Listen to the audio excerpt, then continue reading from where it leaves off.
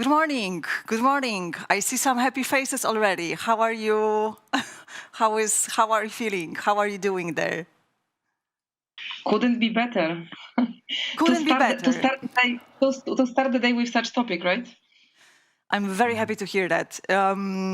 Let us start with introducing you. We can see the three of you on a screen, but it would be nice for our audience to relate better to you by introducing you quickly. So with us, we have Edyta Gałaszewska-Bogusz, Managing Director from Accenture.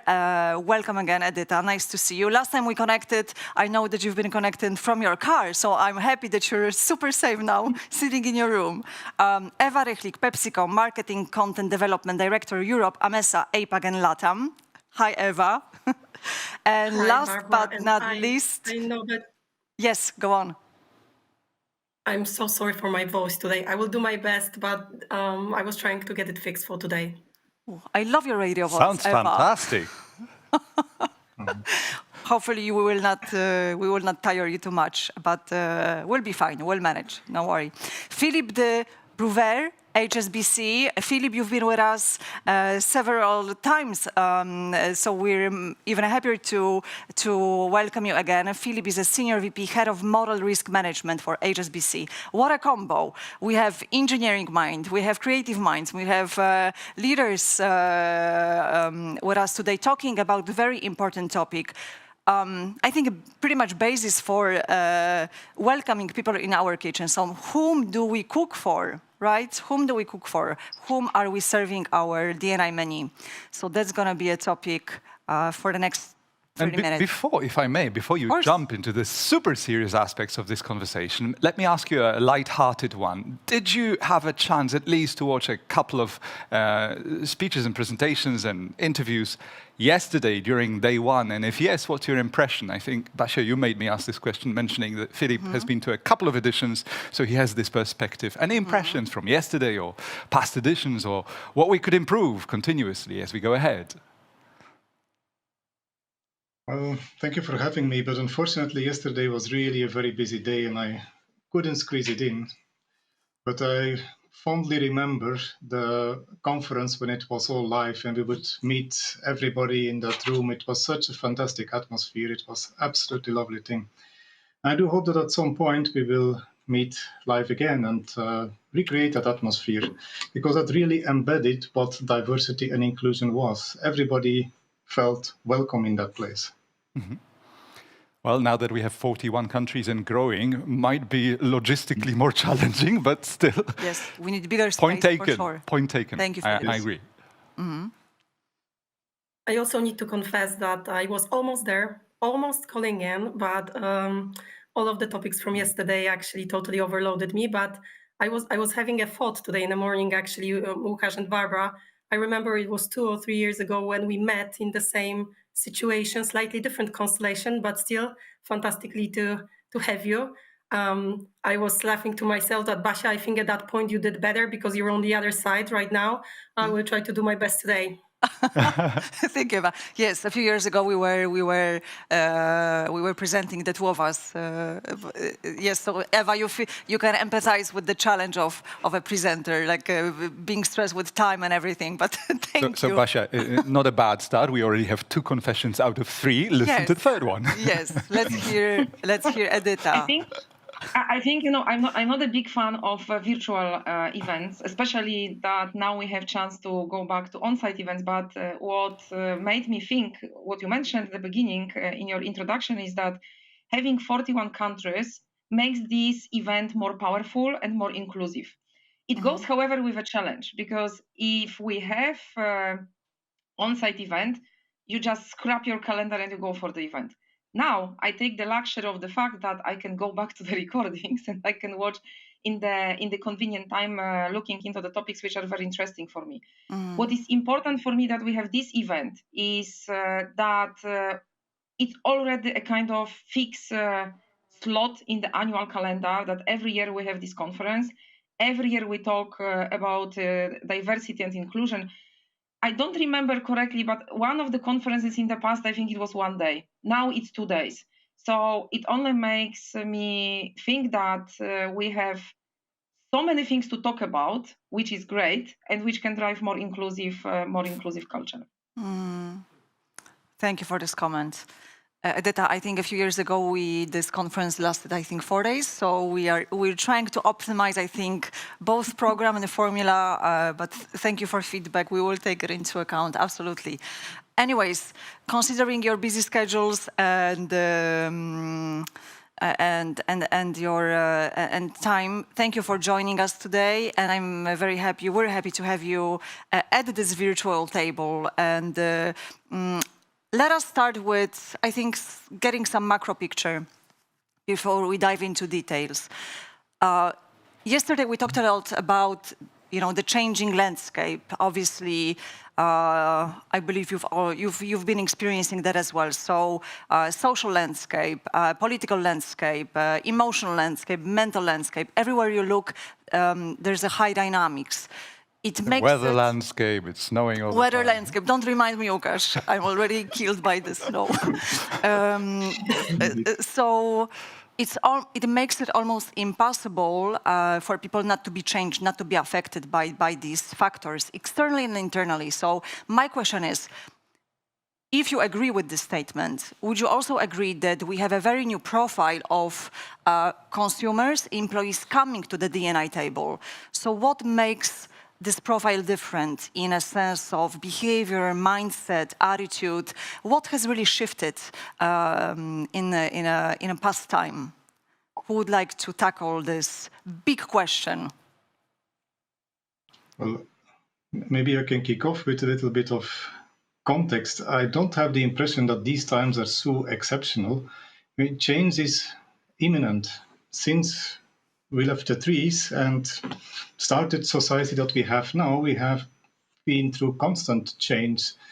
We have been to periods where we constantly were in war in Europe in the medieval times. And now, if you look at, for example, the 1960s, people were wearing long hairs and smoking marijuana. And a normal conversation was, are you a Marxist or a Leninist? That the 80s were totally different, 90s were totally different. And so I see, and every generation kind of has a reaction to a previous generation. And every generation and every individual is saying, well, my parents didn't those things weren't really right. And so I will correct that. And I will definitely not make these mistakes. And so every generation will make new mistakes, creating a new generation that will react to different things. It's a beautiful thing. You're absolutely right. In the ideological sense, you could think that the 80s and the 90s were very, very different from now, but we still have dichotomies today. You still talk about woke, left, liberal. Of course, it's more along the political lines. It's always been. Yes. But we still stigmatize in those grand categories, don't we? Yeah, I think if I may comment, on one hand, we can say that not a lot is changing. It's just every decade brings different challenge. But what I personally observe is that we are going towards more a kind of conflict culture, right? That the topic of inclusion still in the past was the topic of humanity. And now it started becoming a political topic. People can even debate about it. I think it's also driven by the fact that certain events came much closer to us, right? Because, the wars were happening. Mm-hmm. As long as it is far away, it is not that impacting the way how we think, how we talk. Now, as it is closer, and we have the opportunity to interact with people who are exposed to those conflicts, it brings also certain challenges into the business, into even personal conversations, because it's difficult to say, I'm neutral. People just have point of view, and it's good that they have a point of view. The point is how they can have a conversation and debate without excluding or offending someone, which is, in my opinion, nowadays very difficult, because all these conflicts which are close to us make us have a stronger point of view. So instead of looking for synergies and building synergies, we are becoming more polarized and more conflicted, even in our personal circles. I'm pretty sure all of us could name a few examples. So how to build these synergies will also be part of our conversation. But I agree, it's becoming more polarized and therefore creates higher potential for conflict. Yes, it's very interesting. Absolutely. Yes. Oh, please go ahead. Just to chip in, thank you, Philip. I think very much depends how macro do we look at the topics, and I agree with the statement that we are very much looking from our own perspective, and we are within the perspective of the generation gap that Philip was addressing too, which is this generation versus the previous generation. So people at my age still remembering how hard their parents worked in Poland in the 90s, trying to maybe reverse that trend and prove that you can live a good life without killing yourself at work. Us or the ones who are already within the working career path and experienced very much of individual approach, work-life balance. And then when the COVID hit us and affected us heavily mentally, then just afterwards, one war, second war. I think we're definitely living stressful moment. So if you look from the broader perspective, this fear levels, it's going to be going up or down. I think we are now closer also because of the geographical situation and positioning here for Edyta, myself, yourself, Philip, because we are in Poland, this goes a little bit up. And then when the people are scared, they are simply going into their own corners within the ring, right? They are less open to be curious about the other ones. They are very much focused on how to protect themselves and the beloved ones. The situation definitely doesn't help us to grow within this positive trend of inclusion. Yes, that's very true. And it's very challenging, honestly, because the way I see diversity and inclusion is that it is the ultimate unifying credo, the ultimate unifying principle among humans. The basic idea of diversity and inclusion for me is that, well, you allow other people to be different. Whether that is their choice or not their choice doesn't matter. Nothing else matters, just you allow other people to even look at the same reality and see something different. And then it becomes very difficult if D&I itself becomes part of that polarized world where some people will say, well, I am against diversity and inclusion. And if you look at how the world of politics divides society in many Western countries these days, then usually D&I is pushed into one side, which is a very dangerous thing, and I don't think we should allow that. Which also means that D&I storytelling is possibly not good enough in pure effective communication terms. Would you agree with that? Because we are asking, Basia's just ask you in the starting question about the table itself. Has the guest profile changed? Have the expectations changed around it? Have the behavioral patterns, the appetite, the groups that you're welcoming towards, have these things changed at least a little? I think it has changed, but I consider that as a positive change, because still many years ago, the topic of inclusion and diversity was a purely gender topic, right? I think that the fact that now we are talking about so many types of diversities, it's like we started peeling the onion, and that's why the number of our stakeholders is increasing, which I consider as a good thing. Of course, it also exposes us to a challenge that we need to find a way how to navigate in such environment where at some point of time, you may get lost even what is the diversity factor, right? Because you even get into the intersectionality topic, that there are multiple aspects of diversity in one person. It might be cultural, it might be gender, it might be sexual orientation, everything in one person. And then, may I ask you one more on that? So are you trying to say, is that your position, that the general understanding of what D&I stands for, overall, statistically, macro level, has become a lot more sophisticated, and this gender label is disappearing or has disappeared? Because I would never agree with that. I mean, I understand that diversity is entering more and more spaces. People understand it better. But I would say that the label is still so powerful. It's so easy to stigmatize the D&I conversation still. And those people who do it have audiences reaching millions, not 3,000, right? That's true, but still, I consider that as a positive change. Okay. We are not yet there. That's why I think that the challenge which we are currently in is the fact that we are on the journey. And the journey is never easy. It will be always bumpy. So the more new stakeholders you have, how did we talk 3 years ago about neurodiversity as the aspect to be considered for in the business? It was not as major topic as we make it nowadays, right? So like the importance of certain areas of inclusion and diversity starts playing bigger role because we have done some homework on other areas. We are not yet there though, but we have done already some job and we are discovering new areas. The more diverse your stakeholders, the more challenging it is to serve the table, right? Because it's easier for the cook to prepare 1 or 2 meals, and it's much more difficult to prepare 10 meals to be served at the same time. Yeah, so maybe we need a bigger, Yes, maybe we need a bigger kitchen. Yes, it's. You will never I can need give the a ultimate very size of the kitchen that will be necessary. Yes, indeed. So, for example, you think about office space. Sounds like a very neutral topic. But then you have an autistic person, a very introvert person. Now, those people will have problems with an open space which is loud, where there's a buzz of people. Then you can't concentrate anymore, you can't focus. Just even having people behind you might distract you, you can't focus. And then you have a very extrovert person. Well, that person can't focus if there is not a buzz around and if people aren't really all around him. So, at some point, there has to be a mode of working in a company, maybe with spaces where you can retreat if necessary.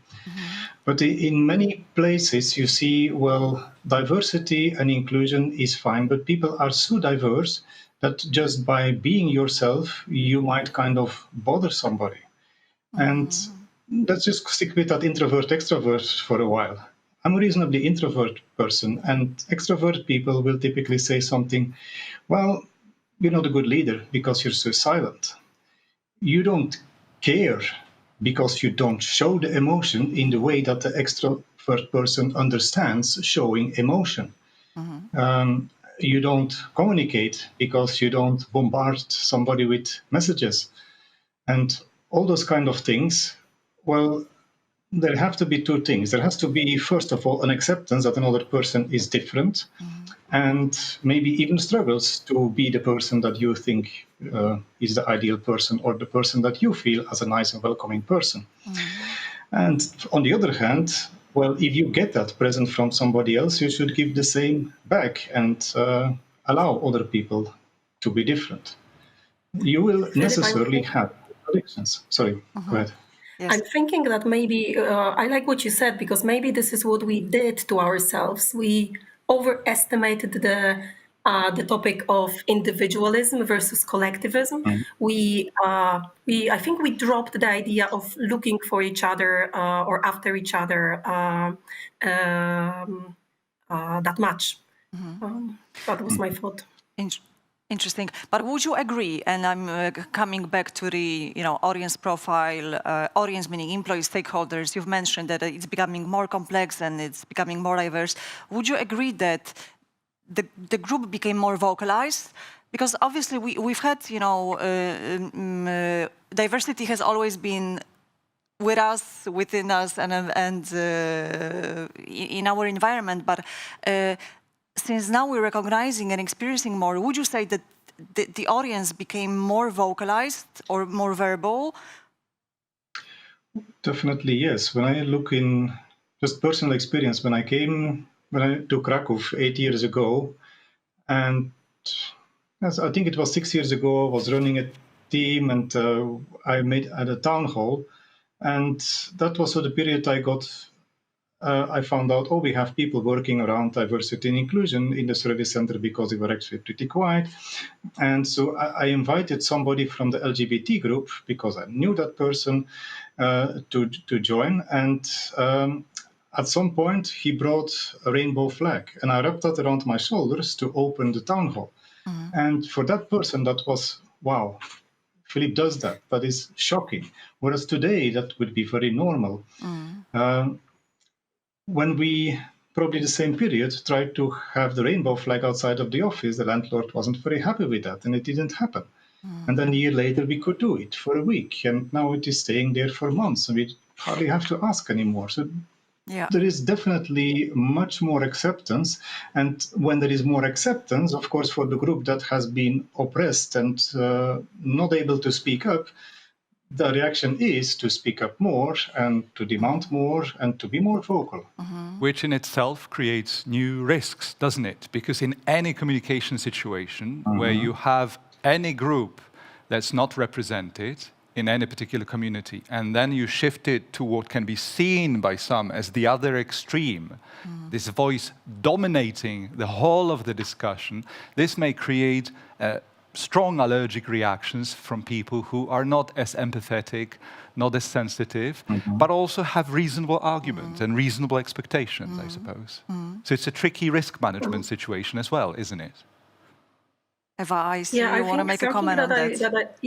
I really want to comment on that, because to me, I was thinking that all of that is very much contextual, and the mindset of a given person is also very much contextual. So, Philip, I just thought about you coming into Poland this several years ago, and you growing up in the Western Europe. Majority of people that you met here growing up in a totally different circumstances. And I think what we could do better to ask ourselves a question: what is the mindset, and why the mindset is like that? Let's say closed one versus open one, of a person that grew up within specific circumstances, and what can we do, especially the ones that have a privilege to be exposed to variety of options that the world can give you, and how to help to the ones that didn't have a chance to be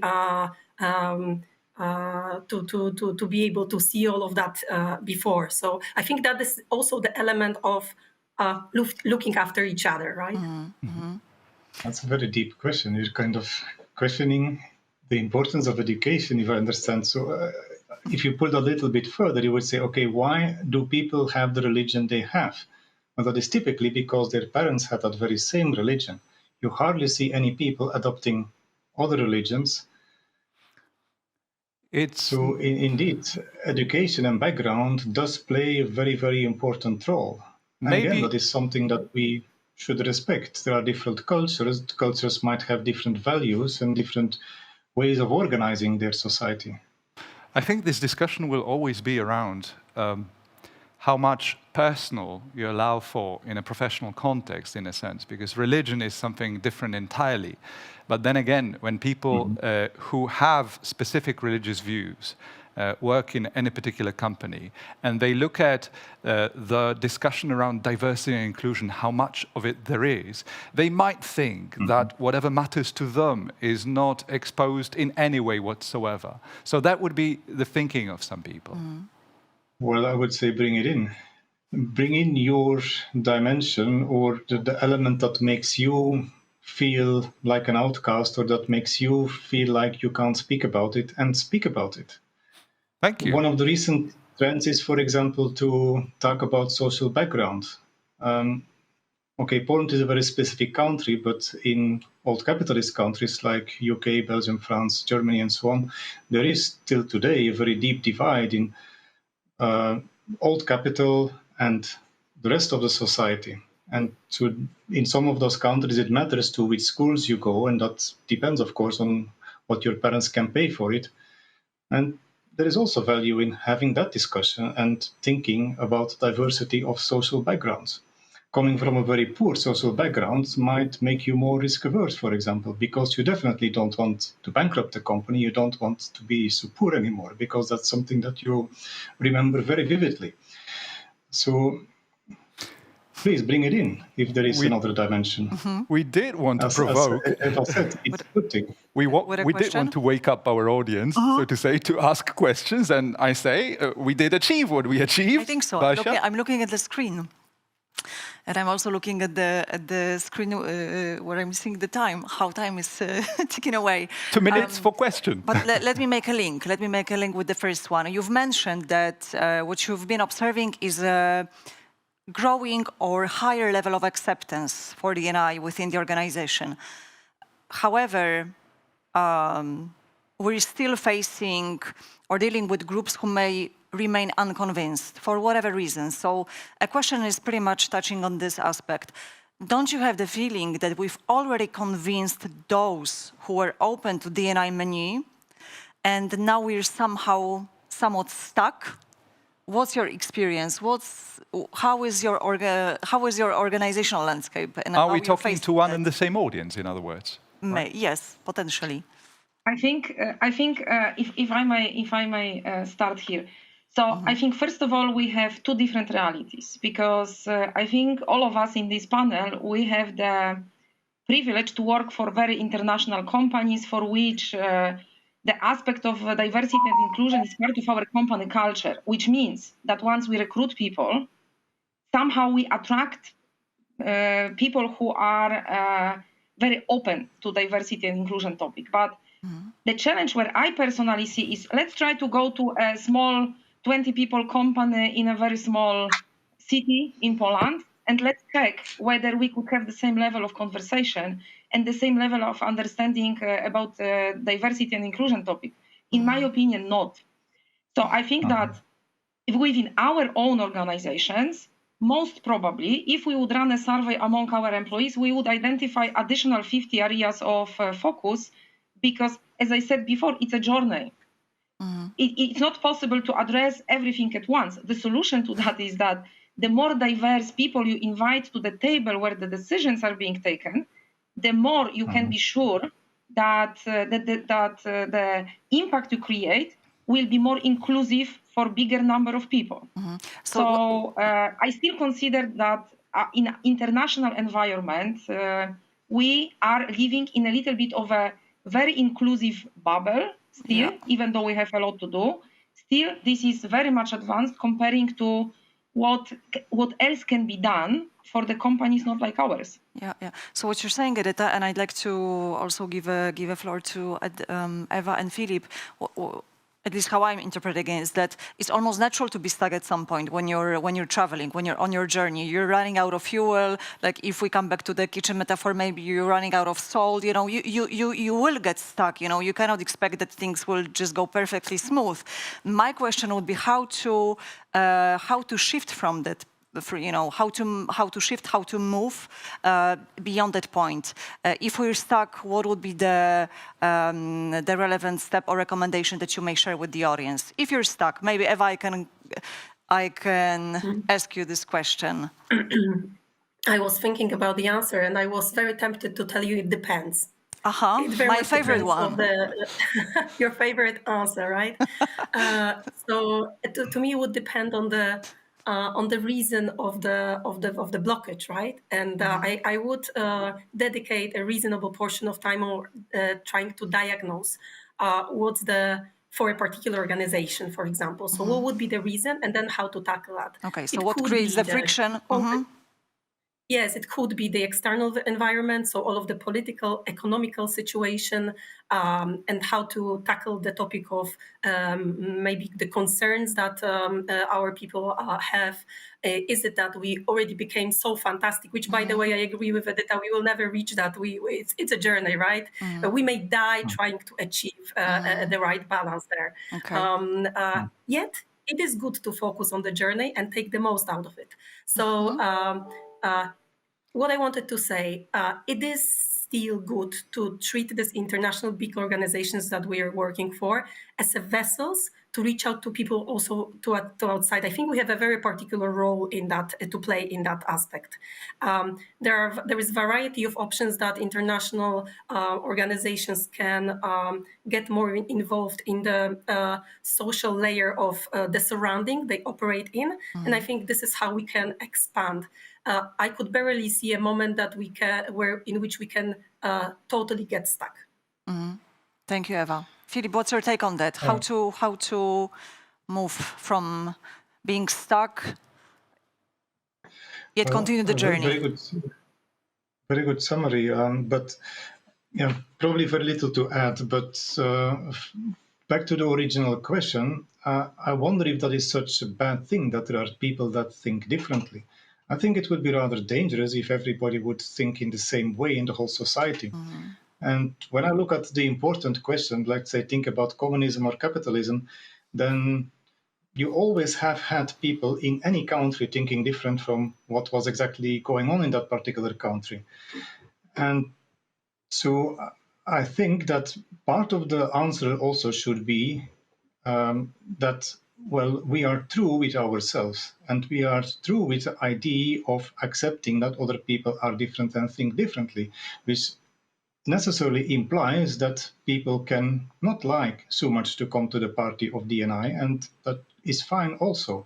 And I think by showing that acceptance, that willingness to accept that other people think different, bring them automatically closer. And then, well, I don't think that anybody, let's say that the whole society can be rallied around one or another team anyhow. And to your point, Philip, there is no organization in this world who can answer this question for you. It's a question that we should ask ourselves. Yes. Maybe indeed, to Edita get said, unstuck. It depends.